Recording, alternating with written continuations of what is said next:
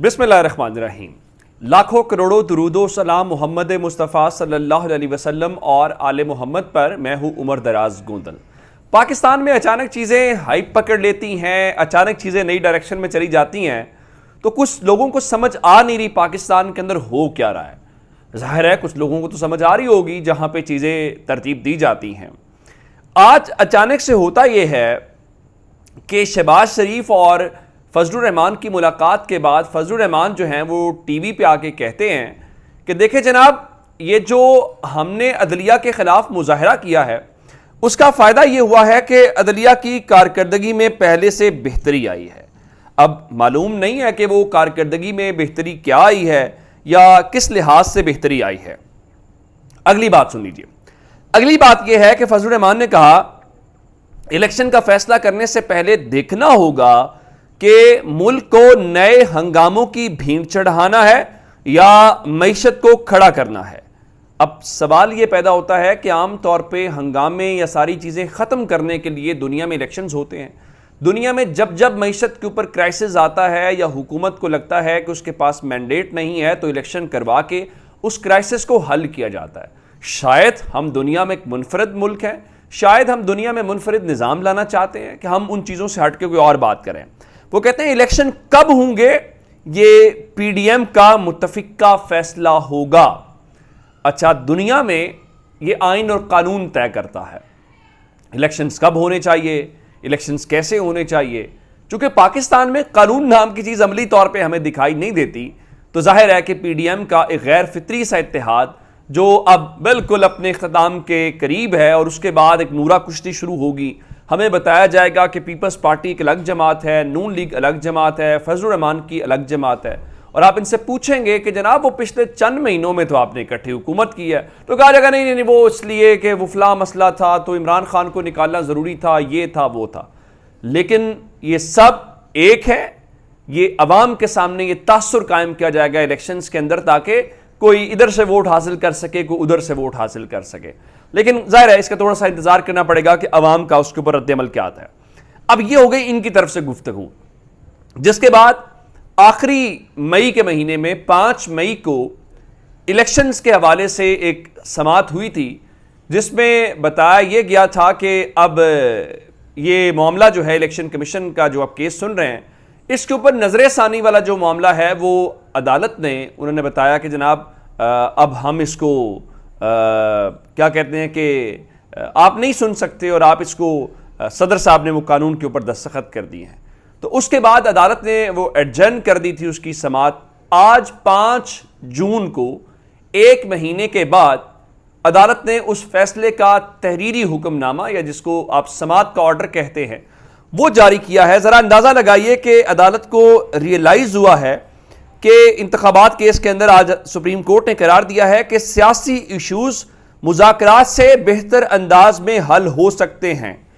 तवक्को है सियासी जमातें 1 तारीख पर मुल्क भर में इंतखाबात के ऊपर मुत्तफिक हो जाएंगी और इसका मतलब यह है जमातों को सियासी इशू को मुज़ाकरात से हल करने की जो कोशिश है वो काबिल सताइश है। उसके साथ ही कहा गया है कि इस मुकदमे की समात गैर मुअय्यना मुद्दत तक मुलतवी की जाती है। अब मालूम नहीं है कि सुप्रीम कोर्ट कौन सी कोशिश की बात कर रही है। सुप्रीम कोर्ट के हुक्म की बुनियाद के ऊपर ही मुज़ाकरात हुए थे और आखिरी जो समात हुई थी उसके अंदर शाह महमूद कुरैशी चूंकि उसे गिरफ्तार नहीं हुए थे, ये 9 मई से 4 दिन पहले की समात थी, तो उसमें उन्होंने बताया था कि क्या हुआ है। हुकूमत उन्होंने कहा जी हमें इनके ऊपर एतबार नहीं है, अदालत अपने 14 मई वाले फैसले के ऊपर अमल दरामद कराए। लेकिन कैसे अमल दरामद कराए, कौन अमल दरामद कराए, ये बड़ा इंपॉर्टेंट सवाल है। यही वो फ़र्क है जो दुनिया के सामने इस वक्त सवाल पैदा कर रहा है कि पाकिस्तान की सबसे बड़ी अदालत आइन क्या है। अगर उस आइन के ऊपर अमल दरामद कराते हुए जो फंडामेंटल राइट है लोगों का अपना हक राय दही इस्तेमाल करना उसको भी इंप्लीमेंट नहीं कर सकती, तो फिर आखिर ये सारा कुछ क्या किया जा रहा है, मुझे इसकी समझ नहीं आती। लगता यह है कि जो पतली गरी है उससे यूं जजेस भी निकल गए हैं और कौम को कहा गया है कि जनाब आप अब इलेक्शंस को भूल जाएं। यहां तक बात रहती तो बिल्कुल ठीक थी। अब कहा तो ये जा रहा है कि हुकूमत अगस्त के महीने में 1 हफ्ता पहले असेंबली तोड़ देगी। پھر کہا جا رہا تھا نہیں جی وہ نومبر میں الیکشن ہو جائیں گے، پھر کہا کہ نہیں الیکشنز جو اگلا عبوری سیٹ اپ آئے گا وہ پنجاب اور خیبر پختونخوا کی طرز کے اوپر اس کے ٹینیور میں اضافہ کر دیا جائے گا۔ بالکل ٹھیک ہے، اب یہ ناممکن نہیں ہے۔ اگر محسن نقوی سرکار اتنا سروائیو کر سکتی ہے تو پاکستان میں اب کچھ ناممکن بات نہیں ہے۔ اب کیا ہوا ہے؟ اب اظہر فاروق صاحب ہیں، ڈپٹی بیورو چیف ہیں اسلام آباد کے ARY نیوز کے، انہوں نے خبر یہ دی ہے کہ حکومت اب اگلے پلان کے اوپر آ گئی ہے، اور ظاہر ہے اس دوران عمران خان کو جب آپ بند کر دیں گے یا ڈسکوالیفائی کر دیں گے تو رستہ تو آسان ہو جائے گا۔ اب وہ کیا ہے کہ قومی اسمبلی کی میعاد 1 سال بڑھانے پہ غور کیا جا رہا ہے، اور اس کی بنیاد کیا ہوگی؟ اس کی بنیاد وہ معاشی صورتحال ہی ہوگی، اور دنیا کے اندر بیل آؤٹ پیکج لے کے کبھی جشن مناتی ہے یہ حکومت، اور کبھی بیل آؤٹ پیکج نہ ملنے کے اوپر جشن مناتی ہے۔ اب اس چیز کو کیش کیا جائے گا، معاشی صورتحال کو، اور اس کے بعد یہ کیا جائے گا۔